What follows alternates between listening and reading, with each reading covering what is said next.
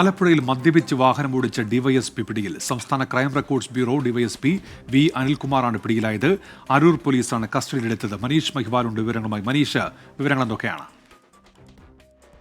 ഉന്മേഷ്, ഇന്ന് വൈകിട്ടോടുകൂടിയാണ് ആലപ്പുഴ ചന്ദ്രൂരിൽ വെച്ച്, അവിടെ നിർമ്മാണ മേഖലയാണ്, ആ മേഖലയിൽ വെച്ചാണ് ഈ ഔദ്യോഗിക വാഹനത്തിൽ തന്നെ സംസ്ഥാന ക്രൈം റെക്കോർഡ്സ് ബ്യൂറോയുടെ ഡിവൈഎസ്പി കൂടിയായിട്ടുള്ള അനിൽകുമാറിനെ മദ്യപിച്ച് അപകടകരമായ രീതിയിൽ വാഹനം ഓടിക്കുന്ന നിലയിൽ അരൂർ പോലീസ് പിടികൂടിയിട്ടുള്ളത്.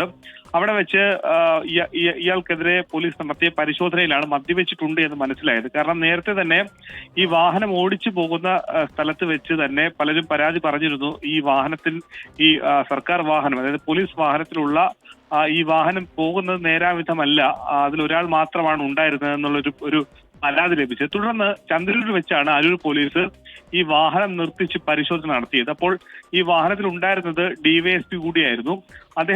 ഇയാൾ പറഞ്ഞത് ഔദ്യോഗികമായിട്ടുള്ള കാര്യങ്ങൾക്ക് വേണ്ടിയല്ലെന്നത് കൂടിയാണ്. പക്ഷേ ഔദ്യോഗിക വാഹനമാണെന്നുള്ള ഏറ്റവും ഗുരുതരമായിട്ടുള്ള വിഷയം. ഔദ്യോഗികമായിട്ടുള്ള കാര്യങ്ങൾക്കല്ലെങ്കിൽ പിന്നെ എന്തിനു വേണ്ടിയിട്ടാണ് ഔദ്യോഗിക വാഹനം ഉപയോഗിച്ചത്, എവിടെ പോയി, എങ്ങോട്ട് പോവുകയായിരുന്നു, എവിടെ നിന്ന് വരികയായിരുന്നു തുടങ്ങിയിട്ടുള്ള ചോദ്യങ്ങൾ പിന്നീടുണ്ട്.